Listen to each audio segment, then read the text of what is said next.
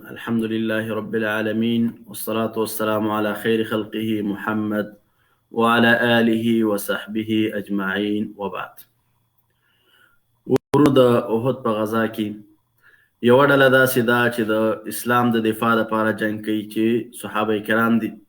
دویمه ډله د شرک او د کفر لپاره جنګ کوي، هغه ډله چې کوم د مکې څخه راغلي چې د هغوی تعداد 3000 دي، او کوم چې د صحابه کرام دي د هغوی تعداد فقط 200 دي. په دې وخت کې د مشرکانو یو کس راووته، طلحه ورته ویلي. طلحه ویلي چې څوک به زما مقابله وکړي، څوک به داسې کس وي. مخکینی جنګونه داسې وو، تیر ځل هم موږ بیان کړي وو چې یو کس یا دوه کسه به راووته مخکې د جنګ نه چې ځان ته به پهلوان ویلي، میدان کې به ودرېده چې زما مقابله به څوک وکړي. نو مقابل کې به یو یا دوه کسه وروتل او د هغې سره به مخکې د جنګ د شروع کېدو نه مقابله کوله. دغه ته زبیر ابن العوام رضی الله عنه وروته او دی وواژه. چې کله دی وواژه نو ټولو مسلمانانو الله اکبر ویلي. د دې نه وروسته سخت جنګ شروع شو، دواړه صفونه سره مخامخ شو، تر دې چې ټول جنګ د مشرکانو د هغه بیرغ او جنډې سره نږدې و چې کوم د مشرکانو یو کس نیولې وه، تر دې چې د یو کور نه 9 یا 10 کسه په دغه بیرغ نیولو باندې ووژلی شو. چې یو به ووژلی شو، بله به واخیسته، هغه به هم ووژلی شو. صحابه کرام سخت جنګ شروع کړی دی. دې ته نه ګوري چې چا سره مخامخ شو، سره دې ته نه ګوري چې تعداد یې څو دی، خو د الله رب العالمین رضا او دغه رنګې کلک ایمان باندې د کفارو سره جګړه شروع کړې ده. الله رب العالمین وایي ان الله اشترى من المؤمنین انفسهم واموالهم بان لهم الجنه. الله رب العالمین وایي الله رب العالمین د مؤمنان نه نفسونه او دغه رنګې مالونه اخیستي، دا په دې وجه چې دوی لپاره جنت دی. یقاتلون فی سبیل الله فیقتلون ویقتلون. دوی د الله رب العالمین په لاره کې جهاد کوي، نو دوی وژلی کېږي، یعنی شهیدیږي، او دغه رنګې نور کفار وژني. دغه رنګې هغه صحابي چې نبي علیه الصلاة والسلام توره ورکړې وه چې دې حق به ادا کې، ابو دجانه رضی الله عنه د سر نه سره ټوټه وتړله او داسې د کفارو په دې لښکرو او دغه رنګې په دې صفونو کې داسې ورننوته چې دا صفونه داسې څیرې کول لکه سړی چې غنم ریبي یا لکه نور یو کار چې کوي، داسې دا کفار ووژل. تر دې چې ابو دجانه خپله کیسه کوي چې زه لاړم د یوه فارسو یعنې ځان یې تاو کړی و او د مشرکانو ښځې ساتلي. نو زه ورغلم چې دا ووژم. په دې وخت کې دې اواز وکړ چې اواز مې واورېده، نو ښځه وه ویې ما ویلې چې د رسول الله صلی الله علیه وسلم توره د دې نه ډېره عزتمنده ده چې زه ورباندې ښځه ووژنم. نو هغه مې ونه وژله، هند وه. دغه رنګې حمزه رضی الله هم داسې جهاد کوي او داسې مقابله کوي. د دې سوچ کې نه دی چې څوک مخې ته ورغی، بلکې سر ورنه غوڅې ووژني. په دې وخت کې د یو غلامو د کفار وحشي نومېده، نو هغې ته سردار ورته ویلي و که چېرته د حمزه رضی الله عنه وواژه نو زه به ته آزاد کړم. نو وحشي خپله قصه کوي چې ما د دې انتظار کو. حمزه رضی الله عنه ته مې کتل چې د دې هیچا مقابله نه شوه کولی. وایي ما یوه نیزه واخیستله او کله به د ګټې شاته پټ شم، کله به د بوټو شاته پټ شم، تر دې چې حمزه رضی الله عنه رانږدې شو او په دې نیزه باندې مې وویشته او شهید مې کړ. دغه رنګې حنظله رضی الله عنه یو بل صحابي دی، دوی په همدې شپه باندې واده کړی و. کله چې دا واورېده چې د احد غزا شروع ده او مسلمانان جنګ ته وتلي دي د کفارو مقابلې ته، نو غسل یې مونه کړ د وارخطايي نه او مسلمانانو پسې ورغی د هغوی په طرفدارۍ باندې صحابي و. نو چې کله تر دې چې د کفارو سره جګړه وکړله او شهید کړی شو، دغې صحابي ته ملایکو غسل ورک. نو داسې مسلمانانو او صحابه کرامو د شهادت او د قربانۍ کیسې چې بالکل په یو قوم او په یو ځای خلکو کې د دې مثال نه لیدلی کېږي. داسې جنګ روانو، سخت جنګ روانو، کفار داسې حالت سره مخامخ شو چې د تیښتې سره مخ شو، ماتې سره مخ شو. صحابه کرام بالکل شاته نه کتل، بلکې څوک په مخه ورته هغې واژه او د منځ یې وړه. چې کله داسې حالت مشرکانو ولیده نو مجبوره شو چې مشرکان وتښتېدل او میدان یې پرېښود. کوم کسان چې وژل شوي وو، کوم چې زخمي شوي وو، هغه په میدان پرېښودل او د میدان نه وتښتېدل. صحابه کرام ولیده چې جنګ ختم شو. صحابه کرام لګیا شو کوم غنیمتونه او څه چې د هغوی نه پاتې شوي هغه راټولوي. په دې وخت کې هغه 50 کسه چې نبي علیه الصلاة والسلام په جبل رومات کې باندې کېنولي وو چې تاسې غشي ویشتونکي چې تاسې به نن ښکته کېږئ تر هغې پورې چې ما تاسې ته نه ویلي په دې وخت کې دوی ولیدل چې جنګ ختم شو، ویلي چې مشرکان خو وتښتېدل، نور څوک پاتې نه شو، نو هغوی راښکته شو. د دوی مشر عبدالله ابن جبیر رضی الله عنه ورته ویلي چې ګوره رسول الله صلی الله علیه وسلم تاسو ته ویلي چې تاسو به نه راښکته کېږئ تر هغې پورې چې ما تاسو ته کس نه یې رالېږلی. دوی ویلي نه، جنګ ختم شو، مسلمانان کامیاب شو، کفار وتښتېد، نور دلته زموږ د کېناستو څه ضرورت پاتې نه شو. عبدالله ابن جبیر او دغه رنګ یو 12 کسه نور صحابه کرامو سره پاتې شو او باقي صحابه خبره ونه منله، د هغه غره نه راښکته شو. په دې وخت کې چې کله خالد ابن ولید دا صحنه ولیده چې هغه غر چې کوم د مسلمانانو شای ساتله هغه خالده، په دې وخت کې د کسانو سره شو، په دې طرف باندې حمله وکړله.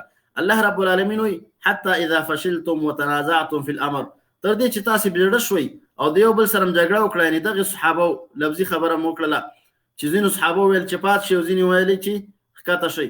وعصیتم من بعد ما اراکم ما تحبون، او تاسې نافرماني وکړله وروسته د هغې نه چې تاسې ولید هغه څه چې تاسې خوښوئ چې غنایم دي، غنیمتونه دي. اول دا چې د رسول الله صلی الله علیه وسلم مخالفت هم وکړه، او دویم دا چې د خپل امیر چې کوم رسول الله صلی الله علیه وسلم په تاسې مقرر کړی د هغې مخالفت هم وکړه او راښکته شوئ. په دې وخت کې خالد ابن ولید د دې طرف مسلمانانو باندې حمله وکړله. مسلمانان په داسې شکل کې دي چې هغوی داسې فکر کوي جګړه ختمه شوې ده، کفار تښتېدلي دي، کفار نشته. په یو ناڅاپي شکل باندې د کفارو د دوی باندې په شا د طرف نه حمله راوړله او دغه 12 کس صحابه کرام شهیدان کړه. او وروسته د هغې نه ځکه دا کم کسانو، او وروسته د دې نه د احد کې چې کوم مسلمانان غزا ته وتلي صحابه کرام په دوی باندې حمله وکړله. په دې وخت کې نبي علیه الصلاة والسلام متوجه شو. مسلمانانو خو پام نه دی، هر سړی په غنیمت او په یو شی بل شي باندې اخته دی، او دا یې سوچ دی چې جنګ خو اصلا ختم دی. په دې وخت کې کفار په یو ناڅاپي شکل باندې دوی شهیدانۍ او د چا پام هم نه دی. په دې وخت کې نبي علیه الصلاة والسلام پام شو چې د مکې مشرکین او هغه کسان چې جنګ ته راغلي دي د مسلمانانو د مقابلې دپاره، د دوی ورته پام نه دی او هغوی د دوی سرونه وهي او شهیدانۍ. نو په دې وخت کې نبي علیه الصلاة والسلام ویلي چې د الله بندګانو دلته راشئ، زه د الله رسول یم. چې کله دا خبره نبي علیه الصلاة والسلام وکړه، په دې وخت کې نبي علیه الصلاة والسلام د دفاع دپاره خالي 9 کسان دي، 2 مهاجرین دي او انصار دي. چې کله نبی علیه الصلاة والسلام دا خبره وکړه، د کفارو ټول غم او هم دا و چې نبی علیه الصلاة والسلام په شهادت ورسوي. نو هغوی نوره جګړه پرېښودله او ټول جنګ یې نبي علیه الصلاة والسلام څنګ ته راوړه او کوشش یې دا کوه چې نبي علیه الصلاة والسلام شهید کړي. په دې وخت کې نبی علیه الصلاة والسلام ویلي چې چا دغه مشرکان د موږ نه واپس کړه د دپاره جنت دی، چا چې دا مشرکان د موږ نه واپس کړه د دپاره جنت دی. او یا دا چې ویلي چې زما په جنت کې ملګری دی، په جنت کې زما ملګری دی چې چا دغه مشرکان چې دا موږ طرف را روان دي او دلته جنګ کوي دی ووژل او زموږ نه یې دفع کړل. په دې وخت کې دا کوم چې انصارو یو د بل پسې همداسې د کفارو مقابله کوله تر دې چې ټول شهیدان شو. ښي طرف ته د نبي علیه الصلاة والسلام یوازې سعد ابن ابي وقاص پات شو او چپ طرف ته طلحه ابن عبیدالله. دغه 2 صحابه د ډیرو مشرکانو په مقابل کې سخته جګړه روانه کړې ده. دوی غشي وشتونکي غشي ولي، څوک رانږدې کېږي او په غشي ولي. نبي علیه الصلاة والسلام سعد ابن ابي وقاص رضی الله ته وایي ارمي فداک ابي و امي، غشي ولا زما مور پلار دې تا نه قربان شي. نو دا د دې صحابي دپاره ډېر زیات فخر و چې نبي علیه الصلاة والسلام ورته وویل چې زما مور پلار دې د تا نه قربان شي. دغه رنګې نبي علیه الصلاة والسلام مخ مبارک زخمی شو، دغه رنګې تندی زخمی شو، په مخ کې 2 حلقې ننوتلې د اوسپنې، دغه رنګې غاښونه ولیدل رباعي چې کوم مات شول، دا غاښونه چې کفارو د ورای په ګټو په دې باندې وویشته. نبی علیه الصلاة والسلام ته په دغه جګړه کې او دغه رنګې مسلمانانو ته ډېر زیات تکلیف ورسېده. نبی علیه الصلاة والسلام په دې وخت کې ویلي چې څنګه به قوم کامیاب شي چې هغوی خپل نبي زخمي کړي، خپل نبي باندې سر مات کړي، خپل نبي په وینو کړي، څنګه به داسې قوم الله رب العالمین کامیاب کړي. په دې وخت کې الله رب العالمین د آیتونو نازل کړه ليس لك من الامر شيء او يتوب عليهم او يعذبهم فانهم ظالمون. الله رب العالمین ورته ویلي چې ستا دپاره په حکم کې خبره نشته، یعنی حکم مه کوه په دوی باندې، بلکې د دوی معامله الله سره ده. که چېرته د الله خوښوي نو دوی دپاره باندې به رجوع د رحمت وکړي، او که چېرته د الله رب العالمین خوښوي دوی په عذاب کې، ځکه دا ظالمان دي. کله چې نبي علیه الصلاة والسلام باندې دا آیتونه نازل شو نو نبی علیه الصلاة والسلام د دې تمه پیدا شوه چې په دې کې ځینې کسان به داسې چې ایمان به راوړي. نو نبي علیه الصلاة والسلام ویلي چې الله زما دې قوم ته بخښنه وکړي ځکه دوی نه پوهېږي. دغه رنګې طلحه رضی الله عنه د نبي علیه الصلاة والسلام په څنګ کې سخته مقابله کوي او د کفارو چې کومره وسه کېږي د نبي علیه الصلاة والسلام نه دفاع کوي. په دې وخت کې د طلحه رضی الله عنه ګوتې د غوڅې شولې، نو هغې حس وکړل لکه عام چې سړي ته درد ورسېږي ویش یا وی یا یو شی کوي. نو نبي علیه الصلاة والسلام ورته ویلي که چېرته د بسم الله ویلی وې لرفعتک الملائکه، نو ملایکو به اوچت کړی وي والناس ینظرون، او خلکو به ورته کتلې. تا ولې ویش وکړو؟ په دې سخت حالت کې نبي علیه الصلاة والسلام د خپلو صحابو نه په دې راضي نه دی چې هغه د تکلیف حس وکړي، بلکې په الله باندې توکل او د الله رب العالمین د یادونه باسي. الله رب العالمین وی من المؤمنین رجال صدقوا ما عاهدوا الله علیه، د مؤمنان نه ځینې داسې سړي چې خپله وعده سرته ورسوله، ځان یې قربان که په احد کې د نظر منلی چې زه به د الله رب العالمین په لار کې ځان شهیدوم او د کفارو مقابله وکړم، او همداسې وکړ. ومنهم من ينتظر، او ځینې د مؤمنان نه داسې دي چې انتظار کوي. وما بدلوا تبدیلا، خپله وعده تبدیله نه کړله، بلکې اوس هم په خپله خبره باندې ولاړ دي. سره دی چې په احد کې ور تکلیف ورسېده، خو کلک او محکم ایمان دوی په میدان کې ودرولي دي. دغه رنګې د نبي علیه الصلاة والسلام مخکې مونږ وویلې چې ټوله جګړه د نبي علیه الصلاة والسلام خواته روانه ده. په دې وخت کې ابو عبیده ابن جراح رضی الله عنه راغی او د نبي علیه الصلاة والسلام هغه د اوسپنې کمې کړۍ چې وي هغه د نبي علیه الصلاة والسلام په دې مخ مبارک کې ننوتې وي. نو هغې په خپلو غاښونو ویسي تر دې چې غاښونه یې ورسره ووتل، په دې وجه باندې چې نبي علیه الصلاة والسلام دردمن نشي.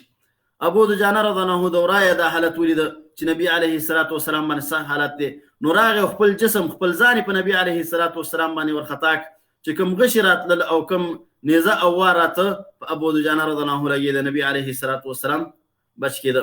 تر دې چې وه زنانه ام عماره یې ورته ویله، دا هم د راپاسې د سره دی چې زنانه وه چې کله یې ولیده چې صحابه کرام او نبي علیه الصلاة والسلام په سخت حالت کې دي، نو جګړه یې شروع کړله. دغه رنګې مصعب ابن زبیر رضی الله عنه د دې سره د مسلمانانو چې کوم بیرغ او جنډه وه دا د سره وه، تر دې چې په ښي لاس یې نیولې وه، مشرکانو ته یې ښي لاس وواهه په توره باندې، په چپ لاس یې ونیوله، چپ لاس یې ته وواهه، وروسته د هغې نه په سینه باندې ونیوله تر دې چې شهید کړی شو. کله چې مصعب ابن زبیر رضی الله عنه وروسته ولیده څه د پاسه اتیا زخمونه ور باندې وي، یعنې څه د پاسه اتیا دورې یا دغه رنګې تورو باندې لګېدلی و. په دغه شکل باندې صفونه سره داسې ګډ وډ شو، مسلمانان ورخطا شو، په سخت حالت کې شو. په دې نه پوهېدل چې اوس مسلمان کم یو دی او کافر دوست او دشمن نه معلومېده، ځکه جګړه ګډه وډه شو، پته ونه لګېده چې کفار د کوم طرف نه راغله او په کوم طرف دي. نو په دې وجه حذیفه رضی الله عنه وایي چې مسلمانان راجمع دي، زما پلار یې واژه مسلمانو، حذیفه رضی الله عنه پلار وایي ما ورته چغې ویل چې د الله بندګانو دا زما پلار دی مسلمان دی، وایي زما خبره چا وانه اورېدله شهید یې که صحابه کرامو شهید که. په دې وجه چا دا نه پېژندل چې دا مسلمان دی، صحابه دا ګمانو چې دا کافر دی، نو ویې واژه. په دې وخت کې چې مسلمانان ډیر کمزوري کړل هغه دا و چې یو شیطان په دې کې چغه وکړه قتل محمد صلی الله علیه وسلم شهید کړی شو. چې کله دا اواز وکړی شو مسلمانان خو مخکې نه هم کفار ور باندې په داسې ناڅاپي شکل باندې حمله کړې وه، ورخطا و، خو چې کله دا خبره واورېده چې نبي علیه الصلاة والسلام شهید شو، ځینې ځان ته شو په ژړا یې شروع وکړله، ځینې کېناسته بیخي د غذا نه چې اوس نور په غذا باندې څه وکړو، مونږ خو د نبي علیه الصلاة والسلام د دفاع دپاره جنګ کوو او هغه کم حالت چې و هغه څه حالت شو او نبي علیه الصلاة والسلام شهید شو. انس ابن نضر رضی الله عنه دا یو صحابي و، راځي ټول صحابه تېزئ، ورته وایي تاسې ولې کېناستئ؟ نو چې محمد صلی الله علیه وسلم شهید شو نور تاسې په ژوند باندې څه کوئ؟ کفار ووژنئ او مقابله وکئ. او بیا یې ویله چې والله زه د جنت بوی ګورم، تر دې د جنګ یې وکړه د مشرکانو سره تر دې چې دا هم شهید کړی شو. دا څه حالت مسلمانانو باندې تېر شو. ابی ابن خلف دا د مشرکان نه یو کس دا راغی وایي نن ورځ چې زه محمد ونه وژنم نو زه نجات نشم پیدا کولی. دې په مکه کې ورځ نبي علیه الصلاة والسلام ته ویلي و چې زه به تا وژنم، نو نبي علیه الصلاة والسلام ورته په جواب کې ویلي و چې بلکې زه به تا وژنم. نو دی راغی او غوښتل چې نبی عليه الصلاة والسلام ووژني. کله چې نږدې شو نبی عليه الصلاة والسلام صحابه ته ویل چې تاسې پرېږدئ، یو نیزه راواخیستله او دی ورباندې ویشته، په دې ستوني کې ولګېد او ډېر معمولي زخمي شو او لاړ او چغې شروع کړلې چې قتلني محمد خو زه ووژلم. خلکو ورته ویل چې ته خو معمولي زخمي. هغه ویل چې رسول الله صلی الله علیه وسلم ما ته په مکه کې ویلي دي چې زه به تا وژنم، که چېرته محمد په ما باندې لاړې راتوکي هم زه پرې وژل کېږم. دغه رنګې چې کله جنګ ختم شو په دې سختو حالاتو کې کفار په دې باندې اکتفا ونه کړله مشرکانو، بلکې د مسلمانانو چې کوم شهیدانو هغې تغییر کړل، چا نه یې غوږونه غوڅ کړل، چا نه یې پوزې غوڅې کړې. دغه رنګې حمزه رضی الله عنه، هند او نور داسې د هغوی شکلونه یې بدل را بدل کړ. ابو سفیان په یو غونډۍ وخته، مسلمانان ته غږ کوي وایي محمد شته تاسې کې؟ چا ورته غږ ونه کړ. بیا ویلې چې ابن ابي قحافه شته، بیا ورته چا غږ ونه کړ. بیا ویلې چې په تاسو کې عمر شته، عمر رضی الله عنه صبر ونه شو. دا ټول صحابه و موجودو، خو نبي عليه الصلاة والسلام ورته جواب مه ورکوئ چې لګئ. په دې وخت کې عمر رضی الله عنه ورته ویلې چې الله رب العالمین هغه څوک ژوندي پرېښي دي چې تا ته بد رسوي او تا په هغې باندې خفه کېږي. نو بیا ورته ویلې چې آیا محمد شته؟ د عمر رضی الله عنه پوښتنه وکړه، وایي او رسول الله صلی الله علیه وسلم ژوندی دی او ستا خبرې اوري. ابو بکر صدیق رضی الله عنه وایي ژوندی دی، ستا خبرې اوري. نو پس د دې ابو سفیان ویلي چې هبل دا اعلی دی. نبی علیه الصلاة والسلام صحابو ته جواب ورته ورکوي. صحابه کرامو څه جواب ورته ورکو؟ نبی علیه الصلاة والسلام ویلي چې تاسې ورته وایي الله اعلی و اجل، الله رب العالمین د ټول نه اوچت دی او لوی دی. صحابه کرامو جواب ورکړ چې الله اعلی و اجل. بیا ابو سفیان ویلي لنا العزى ولا عزى لكم، زمونږ لپاره عزا دی چې کوم د هغوی بوتو. نبی علیه الصلاة والسلام بیا صحابه کرام ته جواب ورکوي. صحابه کرامو څه جواب ورکو؟ نبی علیه الصلاة والسلام چې تاسو داسې جواب ورکوي الله مولانا ولا مولا لكم، زمونږ دپاره الله مولا شته او ستاسو دپاره دا مولا نشته چې زمونږ رب دی. نو بیا ابو سفیان ویلي چې دا په هغې ورځ بدل کې ختمه شوه چې کوم د بدر ورځ وه. نو عمر رضی الله عنه ورته ویلي چې دا دواړه سره برابر نه دي. موږ نه چې کوم وژل کړی شوي شهیدان کړی شوي دا په جنت کې، او تاسې نه چې کوم مردار شوي دا ټول په جهنم او په اور کې دي. بیا یو بل سره وعده وکړه چې بیا به یو ورځ زموږ او ستاسې جنګ په دې ختم نه شو، بلکې بیا به یو ورځ زموږ او ستاسې په جنګ کې سره مقابله وي. په دې جنګ کې د مسلمانانو نه اویا کس صحابه کرام شهیدان شو. نبی علیه الصلاة والسلام صحابه کرام ولېږل چې سعد ابن ربیع صحابي وګورئ او زما سلام ورته ووایئ. چې کله لاړل دغه صحابي په اخره سلګۍ کې او ویل چې زه په دغه وخت کې د جنت بوی پیدا کوم. دغه رنګ یو بل صحابي اسیر نومېده، هغې په همدغه وخت کې ایمان راوړی د احد په وخت کې. الله رب العالمین ته یوه سجده هم نه وه کړې، بلکې په دې جنګ کې شهید شو او نبي علیه الصلاة والسلام ویلي هو فی الجنه، هغه په جنت کې دی. دغه رنګ یو یهودي چې په دې جنګ کې مړ شو، د مسلمانانو په طرف یې جنګ کړی و، هغه محرق نومېده. هغې چې کله ولیده چې صحابه کرام او نبي علیه الصلاة والسلام جنګ ته روان دي، سره دي چې ایمان نه راوړی، نو ویې ویلې چې یهودو په تاسې باندې د دې پیغمبر چې هغوی پیژانده محمد صلی الله علیه وسلم دفاع در باندې حق ده او لازمي ده در باندې، د دې دفاع باید تاسې وکئ. هغوی ورته ویلې چې نن یوم السبت ده، د خالي ورځ ده، ځکه خالي ورځ د یهودانو په دین کې دا رخصتي. هغه ورته ویل چې په دې کې خالي نشته، بلکې زه به د نبي علیه الصلاة والسلام دفاع کوم. دغه یهودي هم په دې جنګ کې ووژلی شو. نو نبي علیه الصلاة والسلام ویلي محرق خیر یهود، دا د یهودو غوره کس و چې راغلی او د نبي علیه الصلاة والسلام دفاع یې کوله. کله چې نبي علیه الصلاة والسلام ګرځي داسې په صحابه کرامو شهیدانو باندې، په دې وخت کې حمزه رضی الله عنه نبي علیه الصلاة والسلام ترو او ډېر تکړه او قوي صحابي و، یو یې خپلو او بل نبي علیه الصلاة والسلام باندې ایمان راوړی او دغه رنګې د اسلام اسد الله به ورته ویلي د الله زمری. نو کله چې دا ولیده په دې باندې ډېر سخت خفه شو نبي علیه الصلاة والسلام، سترګو مبارکونه اوښکې لاړې او ویلي چې زه به د مشرکانو 30 کسه د مشرکانو 30 کسونه به همداسې به یې مړی تغییروم لکه څنګه چې د حمزه رضی الله عنه تغییر کړی، ځکه هغوی ته یې غوږونه او دغه رنګې پوز او بعضې کم اندامونه چې دی پرې تغییرېده هغې ته یې غوڅ کړي وو. نو الله رب العالمین ویلي وإن عاقبتم فعاقبوا بمثل ما عوقبتم به. الله رب العالمین د آیتونه نازل کړ چې چېرته کله تاسو ته عذاب درکولی شو د مشرکانو د طرف نه درته سختي ورسېدله، نو هغه عمره تکلیف مشرکانو ته ورسوي، عذاب ورته ورکړي لکه څومره چې تاسو درکړی دی. ولئن صبرتم لهو خیر للصابرین، او که چېرته صبر وکړئ نو دا ستاسو لپاره غوره ده. یعنې الله رب العالمین دې ته اشاره کوي چې تاسې هغه مشرکان دي هغوی چې کله ستاسې مړي تغییر کړه تاسې داسې مه کوئ، صبر وکئ. او که چېرته یې کوئ نو دومره وکئ چې څومره ستاسو مړو ته څومره ضرر رسوي، څومره کسان د هغوی پوزې او غوږونه غوڅ کړي د هماغومره نه غوڅ کړئ. نو نبي علیه الصلاة والسلام ویل چې بلکې صبر کومه زه. دغه رنګې د صحابه کرام ته قبرونه ایستلی کېږي، کوم چې شهیدان شوي، او 80 صحابه شهیدان شوي، ډېر صحابه. نو 2 او 3 به په قبر کې ایښودلی کېده. کوم به چې د الله رب العالمین د قرآن ډېر حافظ و هغه به مخ ته ایښودلی کېده، ورپسې به بل صحابي کېښودلی کېده. مصعب ابن زبیر، مصعب ابن عمر رضی الله عنه چې دا هغه صحابي و چې مخکې موږ واقعه په سیرت کې تېره شوله چې دا د ټول نه مالداره صحابي و، خو کله چې ایمان نه وړه خپلې کورنۍ د کور نه وشاړه. نو دی په داسې حالت کې شهید شوی دی چې د سر ته چې کله کفن وغځئ نو پښې لوڅې شي، او چې پښې ته ورسئ نو سر یې لوڅ شي.